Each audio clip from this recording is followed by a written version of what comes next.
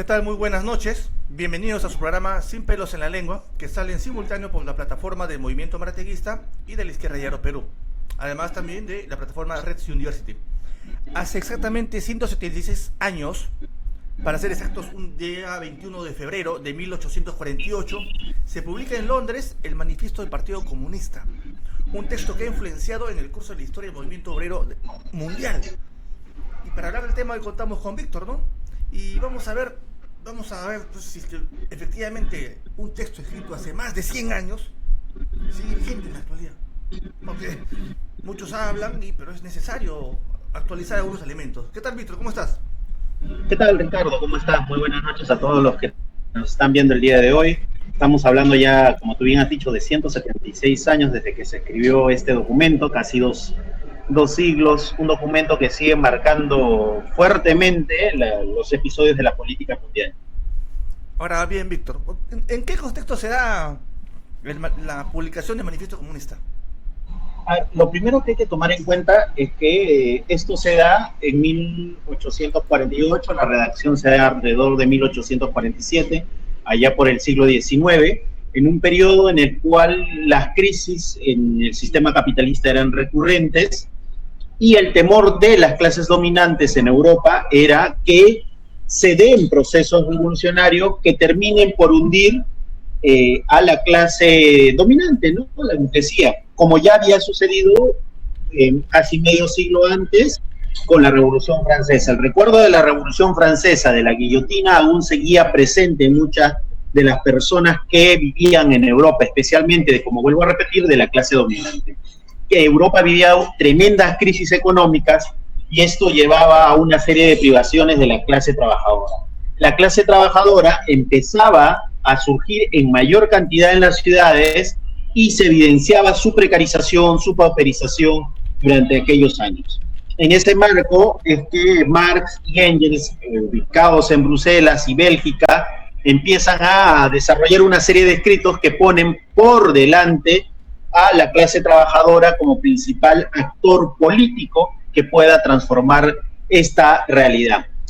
Esta situación ha variado actualmente y creo que eso es un poco que vamos a ir discutiendo, porque lo que queremos poner en pie es si este documento tiene vigencia actualmente o ya es necesario desecharlo, como lo hace la totalidad de la izquierda institucional en nuestro país. Y a nivel mundial creo que sucede eso, ¿no? O sea, la izquierda en general... Sí, hay una muy fuerte corriente que se dio especialmente luego de esta onda de los progresismos, de la llamada ola de izquierda en el continente, de obviar Claro. los trabajos Ahora, que venían desarrollando Marx y Engels. Yo me atrevería a decir que es incluso un poco más antes, ¿no?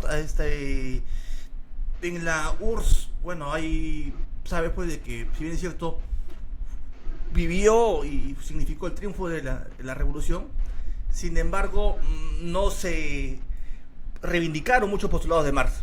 Ahora, en el Manifiesto Comunista, como has manifestado, ambos llegan, bueno, Marx cuando publica el manifiesto tenía 29 años y Engels tenía 27 años, y ambos ya habían publicado.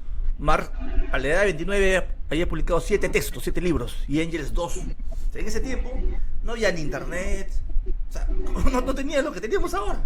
No había acceso mucho a la biblioteca, pero ya habían publicado, habían estudiado. Yo creo que eso significó un aporte importante, porque además, estos jóvenes... Ricardo, dime. hay un paréntesis, porque la gente que está muy metida ahora en la onda libertaria olvida de que las bibliotecas eran centros donde se juntaba la gran cantidad de libros, la gran cantidad de información, la gran cantidad de datos.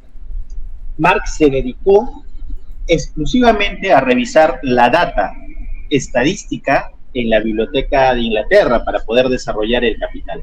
Y de la misma forma, Marx había terminado Derecho y en cierta medida le permitía entender de forma real qué es lo que estaba sucediendo. Bueno, te corté un poco, vamos Sí, un poco no, lo que decía pues que ambos eran muy jóvenes y pertenecían a esa corriente hegeliana de izquierda, ¿no? Que se enfrentaba pues a los hegelianos de derecha, que eran los más conservadores. Entonces, creo que esa juventud y usar y apoyarse críticamente en Hegel permitió que desarrollaran una visión dialéctica distinta, ¿no? Ahora, Hay un elemento también importante cuando en las primeras hojas del Manifiesto Comunista dice que la historia de la sociedad es la historia de la lucha de clases. ¿A qué se refiere? Porque mira, porque muchas veces he escuchado a mucha gente de derecha, bueno, que sigue siendo de derecha, dice que las clases sociales siempre han habido y siempre van a existir.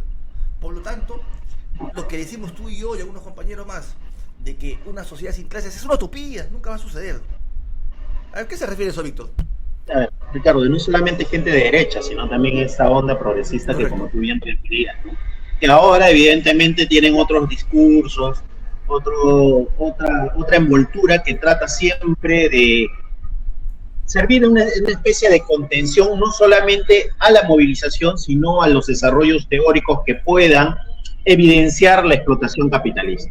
Y para esto se ha escrito mucho, ¿no? Para esto se ha escrito mucho. Uno de los elementos que Marx y Engels tratan en cierta medida de resaltar en este texto es la lucha de clases. ¿Y qué es la lucha de clases? Es tratar de entender el movimiento real de la historia de la sociedad. Entonces ellos sintetizarán en cierta medida que la historia de la humanidad es la historia de la lucha de clases. Y hay una serie de clases que constantemente entran en confrontación y en un conflicto que por lo tanto van a ir desarrollando una serie de sociedades.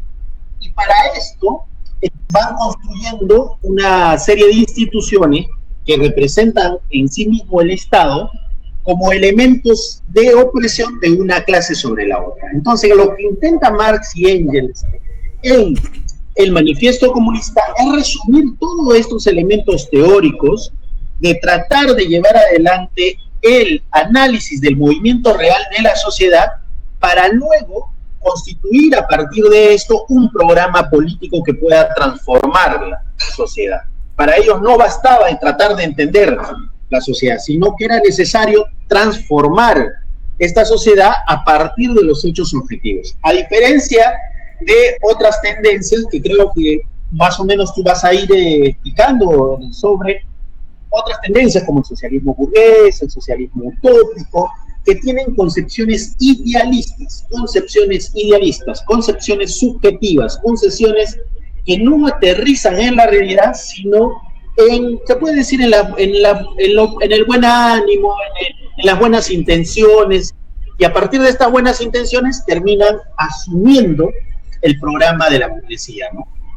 Sí, como ha manifestado, es decir, precisamente hablan de que el día de hoy la lucha entre proletarios y burgueses es la continuación de la lucha de clases ayer, ¿no? O sea, y hay una clase, como siempre ha manifestado Marx y Engels, explotadora, que ha explotado, y la clase explotada. Pero, ojo, Ricardo, marcando acá, ojo, hay una institución, hay una junta de gobierno, claro, que le permite ¿cómo es posible la opresión que una clase pequeña que domine y explote a una gran mayoría? Una clase de amos explote a una gran mayoría de esclavos. Una clase de señores explote a una gran mayoría de siervos. Y una clase burguesa, dueño de medios de producción, que como han sacado últimas revistas, acumulan y concentran gran cantidad de ganancias, explotan a millones y millones en el mundo. O sea, hay, como tú dices, una institución, un Estado que vamos a desarrollar, ¿correcto?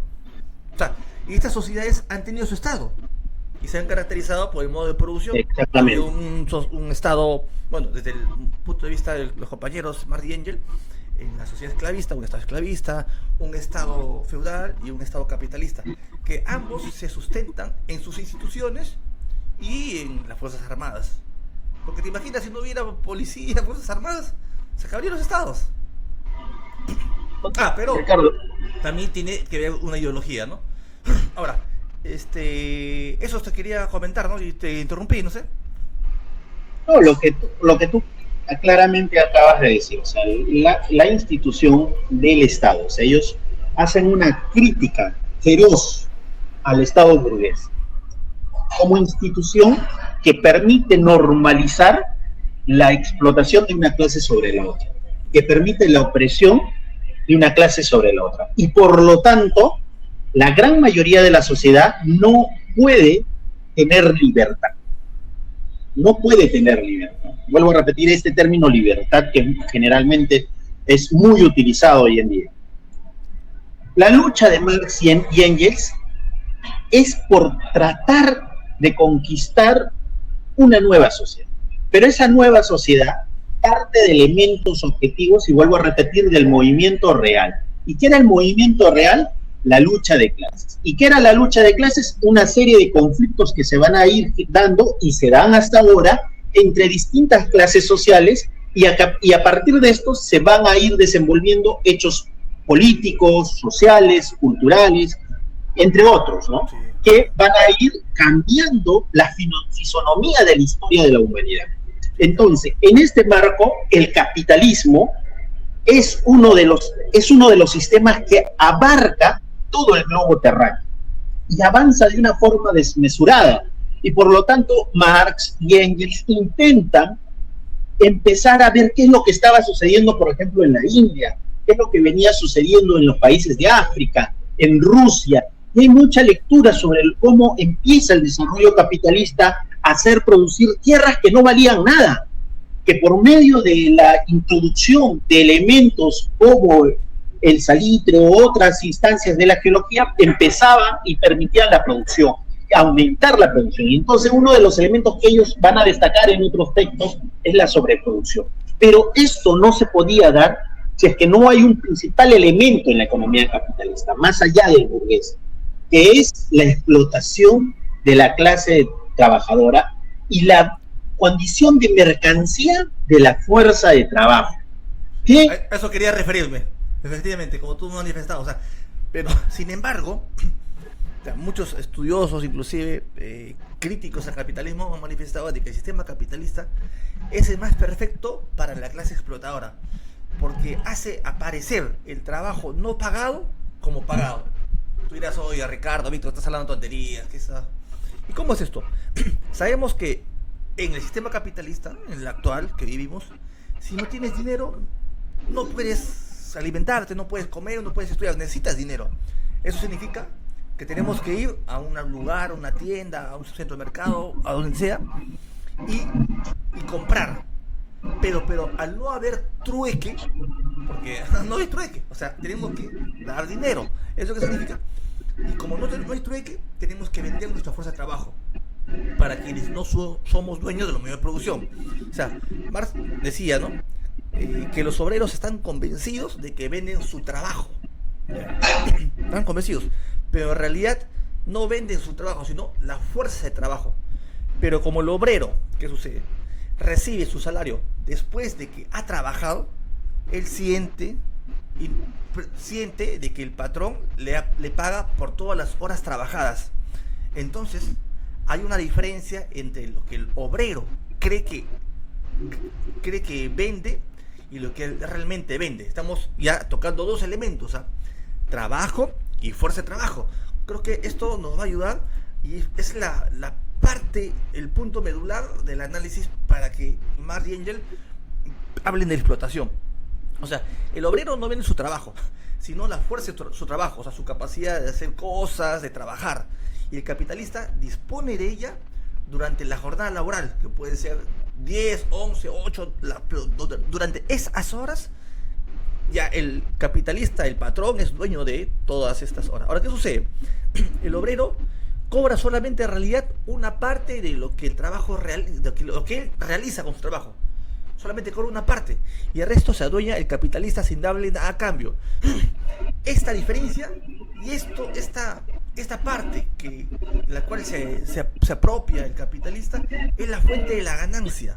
O sea, entonces, bajo el capitalismo, la fuerza de trabajo que vendemos, tú, yo, cualquiera que no es dueño de los medios de producción, no tiene, es una mercancía, somos mercancía y su valor está determinado por vender la fuerza de trabajo. Ahora, entonces, cuando nos pagan la fuerza de trabajo, como digo, el capitalista se adueña de un trabajo de un valor. Ahora, mucha gente el punto neurálgico era, entonces, ¿de dónde sale la ganancia el capitalista? ¿De dónde sale la ganancia? Para Marty Engels sale el trabajo no pagado, ¿ya? El trabajo no pagado, a la cual denominó un plusvalor, una plusvalía, ¿ya? Para mucha gente de los libertarios, seguidores de las corrientes neoliberales austríacas, dicen que la ganancia sale de un riesgo que asume el patrón, el capitalista. Entonces, creo que estos elementos son importantes y bases, ¿no? Ahora, el modo actual de producción del sistema capitalista está basado en la explotación. ¿Ya? La sociedad actual se fundamenta en la explotación. ¿Ya? Y creo que los partidos de izquierda que se dedican marxistas, nadie habla de explotación del sistema capitalista. Hablan que es abusivo, ¿no? Pero no hablan que es un sistema explotador. Entonces, muchos teóricos de la burguesía, inclusive del reformismo, han obviado el sistema de explotador. Entonces, por eso Marx y Engels consideran que ese sistema, la única forma de que deje de ser explotador es cambiando las relaciones de producción.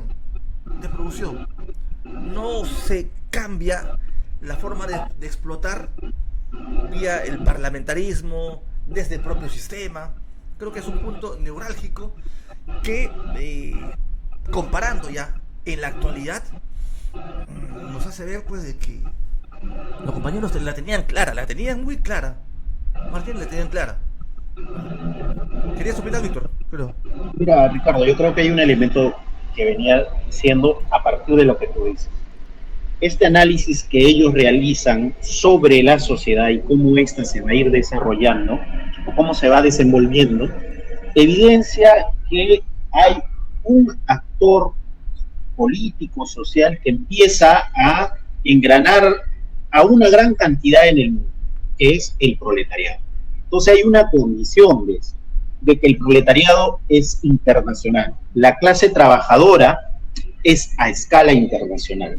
Y por lo tanto, a diferencia de las otras sociedades, la sociedad capitalista tiene como un elemento unificador a la clase trabajadora. Y el conjunto de las personas, para poder subsistir, van al mercado a vender su fuerza de trabajo. O sea, ese elemento es un elemento unificador y por lo tanto un elemento de internacionalización de la lucha. Para ello, Marx y Engels van a desarrollar la necesidad de construir unas organizaciones revolucionarias a escala global. Por eso la frase final de Proletarios Unidos del Mundo, ¿no? Entonces, algo que tú venías diciendo sobre los partidos que conciben que a partir del Parlamento, a partir de leyes, se pueden ir cambiando el rostro del Estado, humanizar el Estado o tratar en cierta medida que a partir de esto podamos luchar a lo máximo de derechos humanos que podamos conquistar, como diría Pablo Iglesias, evidencian en la práctica que no son la solución. Porque en el ánimo, en el caso de estos pensadores o estas personas que venían pensando este tipo de cosas, van buscando a un burgués bueno o van buscando construir a una burguesía nacional. Y los peruanos conocemos un poco de esta historia, porque durante el primer gobierno de García hubo la intención de tener los 12 apóstoles, hubo la intención de buscar esa burguesía nacional durante la época de Velasco, y ya sabemos que la intención de buscar esa burguesía nacional deviene en la precarización y pauperización de los salarios de la clase trabajadora, porque bajo el ánimo de buscar ese benefactor, bajo el ánimo de buscar esa necesidad de una burguesía nacional, terminas destruyendo el salario de la clase trabajadora. Y por consiguiente, esta clase trabajadora, como lo estamos viendo actualmente con los Kirchner en Argentina, terminan virando hacia posiciones de ultraderecha. Y eso lo hemos visto, como tú bien decías al inicio, anteriormente en la historia, ¿no? O sea, estos hechos no son nada novedosos de lo que estamos viendo con Milei, de lo que vimos con Bolsonaro y de lo que estamos viendo en diferentes latitudes del mundo, ¿no? ¿Por qué? Porque al no haber una propuesta seria para transformar la realidad y primar una idea de estos sectores que se movilizan alrededor de la idea del burgués bueno, de crear su boliburguesía en el caso venezolano, de crear en cierta medida un grupo de empresarios patriotas que puedan llevarnos adelante, terminan socavando el salario de la clase trabajadora. Y eso, Ricardo, lo pudimos ver en cierta medida, su forma como aplican esta política durante el gobierno de Castillo, cuando fue primer ministro, uno de sus principales referentes economistas como Pedro Franque. En conjunto, ¿por qué la vigencia del marxismo, del manifiesto comunista en este caso y del marxismo? Es porque permite desenmascarar estos sectores, porque permite decirle a estos sectores, oye, tú estás llevando adelante una serie de políticas subjetivas que no tienen asidero, no tienen sustento real, que no tienen fuerza en la realidad y que por lo consiguiente van a llevar o conducir a que se fortalezcan posiciones de ultraderecha. Y esto va a ir más paulatinamente a que Marx y Engels sostengan una serie de programas cuyo principal objetivo, Ricardo, es la construcción de una sociedad comunista. Para ello, ellos resaltan que existe la necesidad que la clase obrera construya su propio Estado, su propia forma de autoorganización para destruir paulatinamente el poder del Estado burgués. Y creo que eso es una ruptura total con la forma de pensar, con la lógica que lleva adelante la que podríamos llamar la izquierda institucional, la izquierda burguesa, esta izquierda reformista, neorreformista, el cliché que le queramos dar. Y entonces podemos ver que más allá de tomarse unas fotos con el capital, estos personajes nunca lo han leído ni nunca van a poder comprender lo que en cierta medida sucede en el movimiento real, porque su objetivo es claro, disputar en el Estado burgués. Hay que disputar en el Estado burgués. Esa es su lógica, esa es su forma de pensar.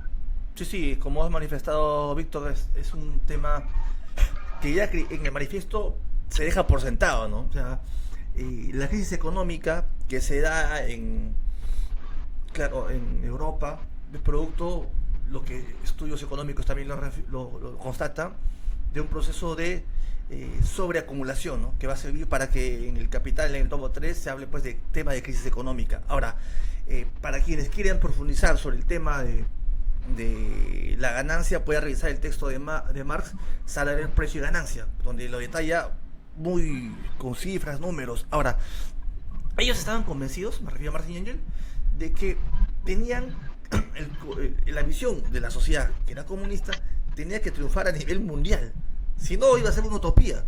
Así como que para que el esclavismo se imponga sobre la sociedad asiática, ha tenido que ser una mundial. Para que el feudalismo se imponga sobre el esclavismo, ha tenido que ser de carácter mundial. Para que el capitalismo se imponga sobre el feudalismo, ha tenido que el modo de producción ha tenido que dominar. De igual manera, ellos eran conscientes de que esto se va a producir como un movimiento real, ¿no? Y donde no debe haber el Estado burgués debe cambiarse a un Estado de los trabajadores, que llamaban un Estado proletario, y en las cuales se cambien las relaciones de producción. ¿Es eso así, Víctor? Ricardo, y hay un elemento que comúnmente lo solemos escuchar, ¿no? Que hay una comparación entre ingreso económico con clase social. Cuando Marx y Engels se refieren a clase social, y quiero resaltar muy, muy fuertemente esto, se ha marcado 2 o 3 veces, ingreso económico no es lo mismo que clase social. Cuando Marx y Engels se refieren a clase social, se refieren a la relación que tienen las personas con la producción. Si eres proletario, es porque tú constantemente vas a vender tu fuerza de trabajo. Y cuando vas al mercado, vas a necesitar que confrontar, primeramente, la posibilidad que algún burgués te compre la fuerza de trabajo, y necesitas una serie de elementos que el Estado burgués te va a colocar como premisas para que puedas desarrollar tus labores. Entonces, por ejemplo, un mozo va a necesitar un carnet de sanidad. Por ejemplo, X persona va a necesitar un permiso de salubridad, etcétera. O sea, estos elementos muestran que existe, por un lado, una clase dominante y por el otro, esta clase dominante tiene una junta de gobierno que reprime aún más la posibilidad de desarrollo, desenvolvimiento del propio obrero, del propio proletario, del propio trabajador. Por lo tanto, esta dicotomía que vemos, esta confrontación constante, lleva de por sí, y muestra Marx y Engels en sus escritos, a la confrontación directa a la clase dominante y a su institución como instrumento de dominación, que es el Estado burgués. Por eso que es importante la confrontación que se da al Estado burgués. Marx resalta y fortalece conjuntamente a Engels en sus ideas la necesidad de confrontar el Estado burgués y proponer como alternativa en los momentos de crisis la construcción de organizaciones autogestionarias, de organizaciones que puedan inocular la posibilidad de organizar de otra forma la sociedad. En este marco, Ricardo, yo quiero recordar los hechos del año pasado en Perú.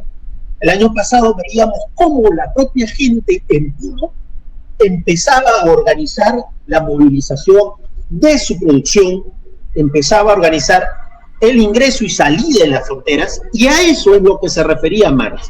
Y de la misma forma, como podemos observar, en ciertas minas que las grandes empresas han abandonado y por lo tanto han venido sus trabajadores y las comunidades llevando adelante la producción y que en este momento están luchando para poder sostenerse en esos lugares. Hablo de Calpa, hablo de las experiencias de Aventura, que fueron los principales sectores que se movilizaron el año pasado. Entonces, ¿qué es lo que evidencia de la misma forma Marx y Engels este tipo de hechos? O sea, en momentos de crisis, la propia movilización de los trabajadores y del conjunto de la sociedad explotada, oprimida, como los sectores indígenas, etcétera, pueden llevar adelante la posibilidad de constituir organismos que puedan transformar o cambiar las relaciones de producción. ¿Y qué significa esto?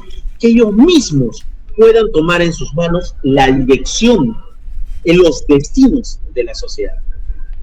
Sí, Víctor, efectivamente. Ahora, avanzando con respecto al manifiesto comunista, y también hemos centrado, ¿no?, de que ambos los compañeros en el transcurso de su militancia se han encontrado con distintas corrientes y las cuales la han plasmado y han caracterizado a cada quien en el texto del manifiesto comunista, ¿no? Hablan de un socialismo reaccionario y después hablan y caracterizan a lo que serían las izquierdas en su algo así. Por ejemplo, a todos que nos siguen pueden revisar ahí el manifiesto. Habla de un socialismo conservador o burgués. ¿Qué dice con respecto a cómo los considera, cómo los caracteriza, ¿no? Dice que, literalmente, ¿no?, dice que es parte de la burguesía que busca remediar los males sociales con el propósito de consolidar la democracia burguesa. ¿Qué significa eso? Es decir, que pretenden cambiar o curar los males del sistema capitalista desde la propia institucionalidad burguesa. A eso considera Marx y Engels como socialistas burgueses. Y tú dirás, Ricardo, ¿y quiénes serían? Pues, ¿no? Obviamente, por ejemplo, personajes como Rosa María Palacios, por decir algunos elementos, ¿no? Ahora, que son parte de la burguesía. Ahora, tú dirás, pero hay organizaciones de izquierda que sin ser dueños de los medios de producción, tienen una posición y han asimilado las ideas del socialismo conservador burgués, porque ellas consideran de que es posible cambiar al sistema capitalista desde el mismo sistema capitalista. O sea, el día de hoy estarían a la otra vereda de Marx y Engels, a la otra vereda, porque Marx y Engels los combatían. ¿Cuál es la lógica de estos reformistas, o lo que decía Marx y Engels, estos socialismos burgueses? El socialismo está lejos, ¿no? Está lejos, no hay correlación de fuerzas, por lo tanto hay que ganar espacio y elegir el mal menor. Hay que ser realistas. Sí, la otra frase, hay que comer sapos y culebras. Sí. Hay que asumir tácticas del entrismo. Yo veo una corriente que hace años está haciendo entrismo en Nuevo Perú y han llegado hasta la Comisión Política y hasta ahora no rompe, ¿no? Sí, sí, O sea, esa ese es la tipo lógica. de lógica, el tipo de... No, ¿para qué hablar de esto? No es importante hablar. Ahorita es el momento de luchar por la segunda independencia, No. es el momento de... O sea, empiezan a meter una serie de fraseologías que en el fondo son elementos distractores para la posibilidad de que una juventud o un conjunto de clase trabajadora radicalizada ante la situación de un despido, ante la situación de precarización laboral, de pauperización laboral, puedan movilizarse y entender y comprender por medio de la victoria, Ricardo, la posibilidad de que en sus manos está la capacidad de transformar la sociedad. O sea, toda esta gente, este progresismo, estaría en la otra vereda de Marx y Engels. Estarían criticando a Marx y Engels, oye, eres un sectario, eres un loco. Como a veces nos escriben por interno, están recitando desde el púlpito, ¿no? Claro, no, porque lo que queremos en esta ocasión es reivindicar un documento que en nuestra opinión continúa vigente y lo estamos sustentando. Ahora, ¿cuál es un sello más de este socialismo burgués que han considerado Marx y Engels? Pues es el estatismo burgués. Estas corrientes, se referían a Marx y Engels, hablaban de que considera que el estatismo de por sí nos lleva poco a poco a un socialismo, ¿ya? O sea, eso es lo que criticaba. Ahora, para quienes nos siguen, pueden estamos hablando de Ricardo, siglo X, estamos hablando del siglo XIX. O sea, estas personas no es que no lo hayan leído, no han leído, sino que bajo su discurso intentan ser sanguijuelas del Estado burgués, o sea, chupar del Estado burgués, convivir del Estado burgués, y por eso es que es normal, como vemos actualmente con Milei, ¿no? Claro. Están conviviendo los grupos que vienen de masa, ¿no? Claro. Ahora, por ejemplo, algunos dirán, oye, pero entonces, ¿cuál es la posición con respecto? Ustedes están hablando del estatismo. Engels, en un documento muy conocido que se llama el Anti-Düring, que es una polémica con Eugenio Düring, en 1878, efectivamente, sí, ahí habla y pone como un pie de nota, ¿no? Cuando se refiere a Bismarck. ¿Quién era Bismarck? Bismarck era pues el quien gobernaba Alemania durante esos días y emprende una campaña de estatizaciones ferroviarias, ¿correcto? Y acá, si se emprendiera estatizaciones ferroviarias, todos estarían con él, ¿correcto? Y efectivamente, uno dirá, oye, pero ¿cuál era la posición de Engels? Él decía, ¿no? Literalmente, cualquiera puede revisar el Anti-Düring, dice acá. Desde que Bismarck emprendió el camino de la nacionalización, ha surgido una especie de falso socialismo, dice acá, que degenera de alguna vez en un tipo especial de un socialismo sumiso o servil. Es decir, que muchas corrientes se han literalmente arrollado ante Bismarck. O sea, dice, una cosa es lo que Bismarck puede hacer, ¿no? Él si quiere puede nacionalizar, pero desde las corrientes de la socialdemocracia... Dime. Ahí que te corte, o sea, actualmente nosotros hemos visto cómo corrientes como Podemos se arrodillaron al rey de España para poder convivir con el PSOE. O actualmente Sumar, que se arrodilla ante el rey de España para poder estar en el Estado burgués.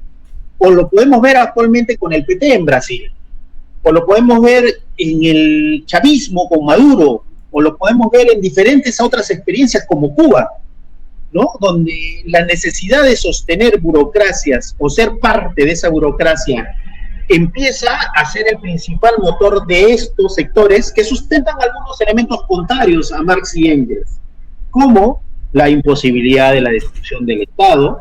Al revés, es la necesidad de sostener este Estado, porque ¿cómo vas a decir que hay que destruir el Estado y hay que darle fuerza a las autoorganizaciones o a las formas de gobierno o la habilidad del poder? Eso no, hay que fortalecerlo. Ahora, una cosa es que desde la burguesía, porque siempre la burguesía su eje ha sido de que no hay lucha de clases, lo de Marx ya pasó, ya el capital no vale, la teoría de valor no vale, ya, olvídate de eso, ¿no? Y otra cosa es que desde la izquierda, organizaciones han asumido ese discurso. Ahora, Ricardo, discúlpame, y hay otra vuelta que te cuento. Es que ese discurso les está demostrando en la práctica, enajenarse de elementos objetivos que desarrollaron Marx y Engels, en la práctica te muestran que llevas adelante gobiernos mediocres, gobiernos que hacen crisis, gobiernos que precarizan aún más a la clase trabajadora, gobiernos que aumentan la delincuencia, gobiernos que fortalecen a la burguesía y gobiernos que por lo tanto dan salidas de ultraderecha. Sí, sí. Ahora, justo, mira, justo vas a esa colación justo acá le he apuntado un papel, a ver, la crítica y he mostrado en el Anti-Yuring una polémica ya que tenía Marx y Engels con estos sectores reformistas, también queda de manifiesto en un documento que es conocido como la circular, que es una carta de Marx y Engels a Bebel, Leibniz y Break. Es una circular. Quienes nos siguen está en la fecha septiembre de 1879, ¿correcto? ¿Qué dice en la circular? Dice acá, los reformistas pedían que el partido abandonara las perspectivas de la revolución para seguir el camino de la legalidad, es decir, la reforma. O sea, Marx y Engels caracterizaba que había reformistas que pedían que el partido que estaban construyendo abandonara la vía revolucionaria y se institucionalizara, que creyera la democracia burguesa. Y eso Marx y Engels lo califica como una desviación. O sea, mira, estamos hablando de 1879, ¿eh? para tener claro. Ahora, dice también el documento, en lugar de ser oposición política, conciliación general. Acá, por ejemplo, ¿hay oposición política a Boluarte? Me refiero desde el Parlamento. No hay nada. Hay un grupo que se llama Perú Libre que co-gobierna el Parlamento. Y todavía dice marxista, leninista. O sea, han tirado a la basura al manifiesto comunista. No, pues no sean malos. Ahora, Cerrón en su vida ha leído bien estos tipos de textos. Yo dudo mucho que siquiera los haya abierto alguna vez. No, mira, ahora yo tengo una tesis, pero voy a culminar con esto. En lugar de luchar contra el gobierno y la burguesía, dice Marx y Engels, buscan ganarlos y persuadir. O sea, buscan ganarlos y persuadir. Lean, por favor, a todos los amigos, la circular de 1879, de septiembre, de Marx y Engels a Babel, Leibniz y Break, ¿correcto? Es acá. En lugar de desafiar al maltrato desde arriba, humilde sumisión. O sea, es decir, que ellos caracterizan que hay un grupo, digamos, de izquierda que tiene esa posición, ¿ya? Y más tarde, pues, estos eran los primeros elementos de la sociedad fabiana, que se convirtieron, son precursores del revisionismo. Ahora, creo que para tener claro y más o menos ir dejando algunos elementos ya que nos va a ayudar a concretar sobre la vigencia. Su posición era clara, de Marx y Engels: destruir el Estado burgués, correcto, y no tener ninguna ilusión en este sistema capitalista. Ninguna ilusión. No eran de la idea, oye, está bien, no, ya hay que ser frente, está bien, una cosa es una política de frente. Un elemento más. Entonces, esa política de frente, ya, a ver, más o menos también, su crítica se da de Marx y Engels al socialismo pequeño burgués. Está en el manifiesto comunista. Crítica al socialismo pequeño burgués. O sea, ellos también criticaron al socialismo que defiende la pequeña propiedad frente a la gran empresa. Es como si ahora dijéramos, oye, yo salgo en defensa de la burguesía nacional y porque mi enemigo es el imperialismo. No, Marx y Engels criticaban esa posición, ¿ya? Y dice ahí en el manifiesto comunista, está, búsquenlo ahí: en Alemania el Partido Comunista lucha de acuerdo con la burguesía, actúa en ese entonces, actúa tantas veces como la burguesía actúa revolucionariamente. Si por A o B, en ese entonces, la burguesía actúa de manera revolucionaria o consecuente o coincide con el programa, pueden coincidir en algunas ocasiones, ahí actúa, ¿no? Contra la monarquía absoluta, la propiedad feudal y la propiedad y la pequeña burguesía. Para Marx y Engels, ¿qué sucede? El desarrollo del capitalismo permitiría el desarrollo de las fuerzas productivas y de esta manera serán mejores condiciones para la futura socialización de la clase trabajadora. creo que estos elementos son importantes, Víctor, ¿no? Para tener cuál era el pensamiento. Porque en la actualidad, ¿qué se dice Martínez? Bueno, eran dos viejitos, barbones, que escribieron el Capital y la gente se pone polo, cantan y muchos de izquierda se chancan el pecho, se toman fotos, se mandan a hacer polos, pero se ha tirado a la basura el manifiesto comunista. Ahora, más o menos, Víctor, ¿qué caracteriza entonces a un comunista? ¿Cómo lo podríamos caracterizar? ¿Cuál era su visión? Ya para ir cerrando, Víctor, ya. Yo creo que ¿Está vigente el manifiesto comunista? ¿Está vigente? Está vigente. ¿Está vigente? ¿Por qué está vigente? Te voy a colocar un elemento en mesa. A diferencia de estos sectores que se ponen el polo de Marx, que se toman la foto con el Capital, que cuando llega el aniversario del nacimiento se golpean el pecho, mismo acto de contrición, y empiezan a hablar de Marx por acá, y citan la acumulación originaria del Capital, ¿no? O sea, suben en sus estados. Habían algunos que decían, no, yo leía Marx en alemán verdadero, me he ido al proyecto de la Mega y reviso sus textos y he traído acá para traducir. Había un vicepresidente en Bolivia muy conocido que siempre decía eso, yo lo leí. Ya, para ir más o menos, cuando ellos llegan, Víctor, para quien nos sigue, ¿está vigente? ¿Y por qué está vigente? A ver, a diferencia de ellos, Ricardo, Marx, y voy a leer un poco lo que dice el manifiesto comunista en este texto que lleva adelante. Ellos consideran que, lo voy a leer textualmente, el proletariado se valdrá del poder para ir despojando paulatinamente a la burguesía de todo el capital, de todos los instrumentos de producción, centralizándolos en manos del Estado. ¿Pero qué Estado? Ahí hago un paréntesis. Es el Estado que nace a partir de este proceso de convulsión social. Un nuevo Estado, no el Estado burgués. Es decir, y acá marca Marx y Engels algo, del proletariado organizado como clase gobernante. En ningún momento hasta acá se refiere al Estado burgués. Y procurando, otro elemento, a diferencia de las políticas monetarias, estas políticas que hay que aumentar la demanda, ¿no? Hay que aumentar la demanda, etcétera. Y procurando fomentar por todos los medios y con la mayor rapidez posible las energías productivas. Las energías productivas.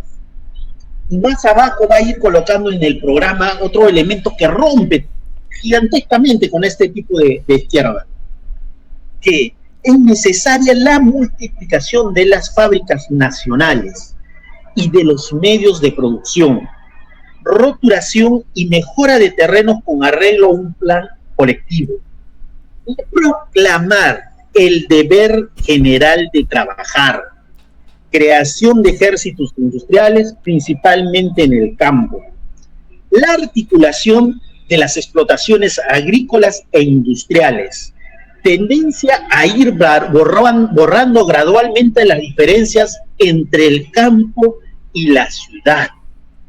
A veces acá en Perú suelen decir Velasco comunista. Velasco nunca hizo esto. Lo hizo, no era su programa. Educación pública y gratuita de todos los niños. Prohibición del trabajo infantil en las fábricas bajo su forma actual. Régimen combinado de la educación con la producción industrial. En el fondo, Ricardo, este programa es un programa que actualmente no necesitamos. No. Ahora, o sea, Marx y Engels proponen por delante, es necesario que el proletariado se erija como clase gobernante. Y una vez erigido como clase gobernante, tomar por todos los medios y con la mayor rapidez la posibilidad de desenvolver las fuerzas productivas de la sociedad, de la clase obrera. Ahora ten presente, Víctor, que para Marx y Engels el socialismo no se construye, como se ha manifestado en el día de hoy y en su texto, cogobernando con la burguesía, ¿ya? Sino expropiando a la burguesía y aboliendo la propiedad privada. Así se construye el socialismo, no cogobernando. Entonces creo que ese es un punto que divide aguas para saber en dónde o en qué parte hay socialismo, ¿correcto? O ha habido socialismo, ¿ya? Ahora, que ese socialismo también, que sea la clase trabajadora la que administre y disponga, ¿ya? Que es la clase trabajadora la que implante su dictadura, no un partido usurpe o tome, se implante la dictadura de un partido, sino es la misma clase la que administre lo que produce. Ahora, para ir cerrando ya, Víctor, otra vez, ya tenemos poco tiempo y yo cierro filas con Martin Engels porque considero que está vigente. ¿Y qué cosa está vigente, dirán ustedes? Definir al Estado como instrumento de dominación. El día de hoy, el Estado en todos los países del mundo es un instrumento de dominación. La sociedad está dividida en clases. Claro que sí. Está dividido en clases. ¿Ya? Hay quienes son dueños de los medios de producción, que es la burguesía, y hay quienes no somos dueños de los medios de producción. Vamos al mercado y vendemos nuestra fuerza de trabajo. Y esto, el patrón o la entidad para que elaboramos, se queda con una ganancia extra o plusvalía, que es la fuente de la explotación capitalista. Creo que ese es el pilar de la sociedad capitalista. Ahora, ¿en qué más cierro filas? Y creo que está vigente. En la necesidad de una organización política, así como Marx y Engels fundaron la primera internacional y Engels la segunda. Entendieron de que el socialismo no iba a caer por sí solo, el capitalismo no iba a caer por sí solo. Necesitaban una herramienta política, un instrumento de carácter internacional y mundial. Por eso ambos eran internacionalistas. Y internacionalismo no es como para nuestros amigos de la izquierda y progresismo, no es ir a varios lugares, a varios países y tomarse fotos, ¿no? Con tal partido, ¿no? Es entender de que hay que construir un partido mundial de la revolución. Eso caracterizaba y eso significaba internacionalismo para Marx y Engels. Entonces, y para ir culminando, que esto tiene que ser un proyecto universal. No puede haber, así como no pudo haber capitalismo en un solo país, no puede haber socialismo en un solo país. Entonces, lo que pasó en la URSS con Stalin, pues no tenía nada que ver con marxismo, ¿no? Marx y Engels consideraban de que el socialismo tenía que ser de carácter internacional, ¿ya? Y eso implicaba que haya una dictadura de la clase trabajadora, ¿ya?, que va a preceder a una sociedad sin clase, el comunismo. Yo quería citar estos puntos como para reiterar de que está vigente. Yo cierro filas con Marx y Engels y creo que hay que reivindicar, ¿no? Es un documento. Víctor, ¿no sé algunas palabras finales? Ricardo, sí, la intención del día de hoy es tratar de abrir este debate, ¿no? Abrir estos espacios de discusión, marcar claramente que Marx no es igual a Keynes. Creo que tú anteriormente ya has marcado muy claramente cuáles son las diferencias entre Marx y Keynes, y resaltar esto. O sea, nosotros no estamos hablando de ser sanguijuelas en el Estado. No. Acá lo que se está proponiendo es que los trabajadores tomen en sus manos los destinos de su propia vida, que puedan conducir las empresas. Entonces, hay una gran diferencia a lo que proponen estos sectores de fortalecer el Estado burgués, de fortalecer las lógicas, de institucionalizar como normal la imposición de este Estado, ¿no? Entonces, Ricardo, desde ya te agradecemos a los que nos han estado viendo el día de hoy. Los invitamos a revisar el Manifiesto Comunista, a ver todas nuestras redes sociales, que compartan, que se suscriban para poder estar al tanto de las últimas noticias y novedades de lo que viene sucediendo a escala global y hasta escala nacional. Nada más, Ricardo. Cierro con un par de frases, ¿no? Proletarios y trabajadores del mundo unidos, que reivindica el internacionalismo de Marx y Engels, y que la liberación de la clase trabajadora será obra y gracia de la clase trabajadora. Es decir, por abajo, no por arriba, no por de la mano de algún. Y el socialismo, como decía Marx y Engels, se construye expropiando a la burguesía y no cogobernando. Entonces, yo invito a todos a leer y bueno, muchas gracias. Antes que tenemos también publicidad que nos están auspiciando también. Muchas gracias, Víctor. Gracias. Listo, Ricardo, gracias. Bien.